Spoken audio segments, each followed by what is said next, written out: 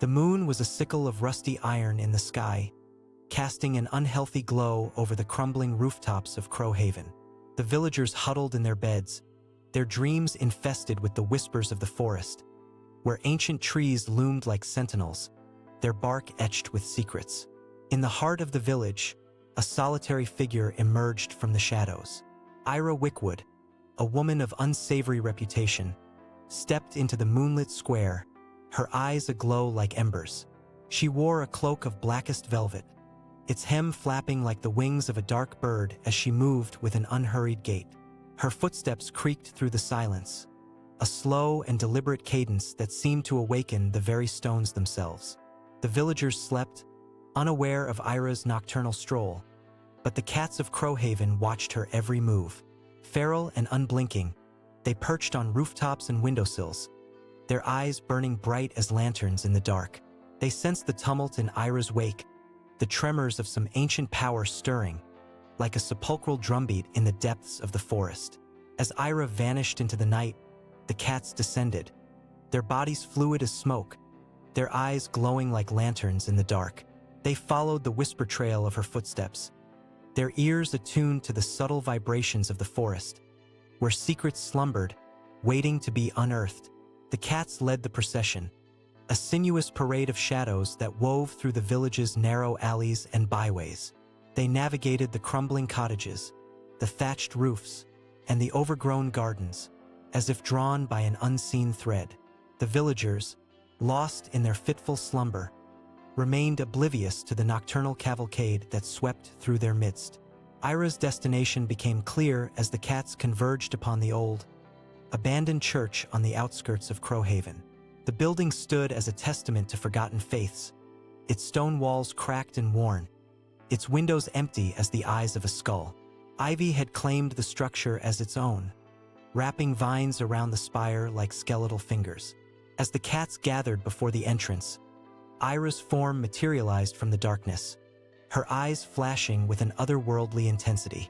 The air seemed to vibrate with anticipation, the trees leaning in, their branches like nature's own cathedral, as if to witness the unholy rite about to unfold. With a deliberate slowness, Ira reached into the folds of her cloak and produced a small, ornate box. The cats stirred, their tails twitching like whips, as she opened the lid, revealing a dark, viscous liquid that seemed to pulse with a life of its own. The moon overhead appeared to darken, as if the very presence of the liquid had somehow tainted the light itself. In the midst of this foreboding tableau, Ira spoke in a voice that was not quite her own, the words dripping with an ancient, malignant power. "Let the shadows come forth, that we might converse with the darkness that dwells within." As Ira's words echoed through the night, the cat's eyes blazed like lanterns in the dark, their pupils contracting to pinpricks as they gazed upon the open box. The liquid within seemed to ripple and swell, as if some subterranean creature stirred beneath the surface. The air grew heavy with an unnameable presence, a creeping sense of malevolence that seeped from the shadows themselves. The villagers, still lost in their troubled slumber, began to writhe and moan, their dreams infested with visions of dark wings beating at the windows of their minds. In the forest, the ancient trees creaked and groaned, their bark splitting open to reveal gashes of glowing, ethereal sap. With a slow, deliberate motion, Ira dipped her fingers into the box, withdrawing a single viscous drop. She raised it to her lips, parting them to receive the dark, glistening bead. As her tongue made contact with the liquid, her eyes flashed with an unearthly light, their irises burning like hot coals. The cats began to change, their bodies elongating, their limbs stretching like twisted, nightmarish sculptures. Their fur rippled and flowed like dark water, as if the very essence of the liquid was coursing through their veins. Their eyes, now blazing orbs of green and orange, fixed upon Ira with an unblinking gaze, as if she was the gatekeeper of some forbidden realm.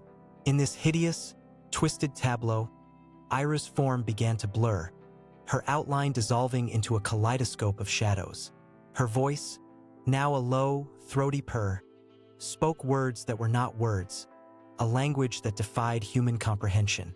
The cats, now twisted, eldritch abominations, responded in kind, their own voices merging into a chorus of growls, moans, and unholy praise.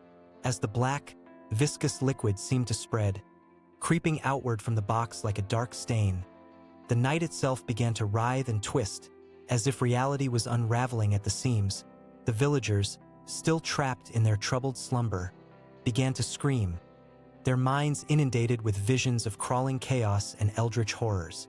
The forest, once a mere backdrop to the nocturnal ritual, now seemed to be alive, its ancient trees twisting and writhing like living serpents. The wind, a mournful sigh, carried the whispers of forgotten deities, their names etched into the very fabric of the night.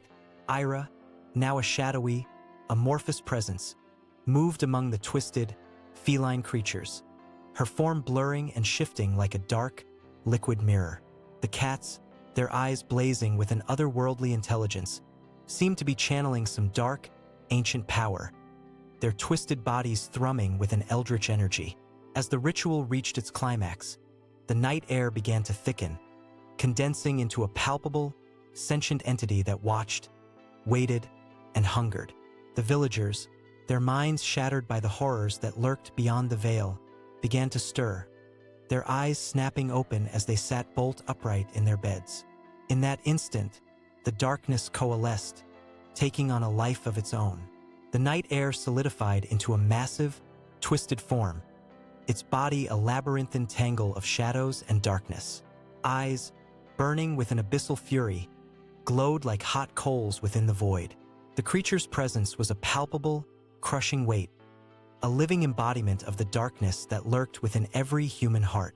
The villagers, now fully awake, screamed as one, their minds shattered by the horror that loomed before them. The cats, still twisted and eldritch, watched with an unblinking gaze, their eyes burning with an unholy intelligence. Ira, the shadowy, amorphous presence, seemed to be dissolving into the very fabric of the night, her essence merging with the creature's darkness. As the creature began to move, its twisted, nightmarish form undulating like a living shadow, the villagers knew that they were doomed, trapped in a realm of eternal darkness, where the horrors that lurked within their own hearts had become flesh. The creature's presence was a living, breathing entity, its darkness seeping into the very marrow of the villagers' bones. It moved with an unnatural, sinuous grace, its twisted form blending into the shadows like a living thing. The cats, still watching with an unblinking gaze, seemed to be the creature's twisted, feline attendants, their eyes burning with an otherworldly intelligence. As the villagers cowered in terror, the creature's form began to shift, its darkness coalescing into a face that was not a face. Eyes, burning with an abyssal fury, glowed like hot coals within the void. The mouth, a twisted, lipless slit, opened wide, revealing a void that seemed to suck the very light out of the air. The villagers, their minds shattered by the horror that loomed before them, screamed and screamed, their voices drowned out by the creature's unholy, silent laughter.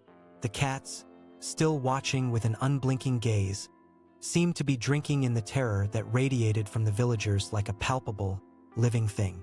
Ira, now fully merged with the creature's darkness, seemed to be its voice, her words echoing through the night like a gentle, melancholy melody. "We are the shadows that dwell within," she whispered, her voice a gentle, seductive breeze that carried the stench of the abyss. "We are the darkness that lurks within every human heart. And now we have come to claim you as our own." As the creature's presence washed over the villagers, they felt their minds, their souls, their very essence being consumed by the living darkness. The cats, still watching with an unblinking gaze, seemed to be the guardians of this twisted realm, their eyes burning with an unholy intelligence as they witnessed the villagers' descent into the abyss. And in that moment, the villagers knew that they were doomed, trapped in a realm of eternal darkness, where the horrors that lurked within their own hearts had become flesh. The night, once a mere backdrop to the ritual, had become a living, breathing entity, a sentient, twisted thing that had claimed them as its own. As the villagers' screams were drowned out by the creature's unholy laughter, the darkness seemed to solidify, taking on a life of its own. The air grew thick with an unspeakable horror, as if the very fabric of reality was unraveling before their eyes. The cats, still watching with an unblinking gaze, seemed to be conduits for the creature's power, their twisted bodies thrumming with an eldritch energy. Ira, now fully consumed by the darkness, was its voice, her words echoing through the night like a gentle, melancholy melody. "Come, dear villagers," she whispered, her voice a siren's call to the abyss. "Join us in the shadows, where the darkness is warm and comforting. Leave behind the petty concerns of the world and embrace the eternal night." The villagers, their minds shattered by the horrors that lurked before them, began to move, their bodies twitching and jerking like puppets on strings. They stumbled, blindly, towards the creature, their eyes vacant, their souls already consumed by the darkness. As they merged with the creature's form, their bodies began to twist, their limbs elongating, their skins stretching like rubber.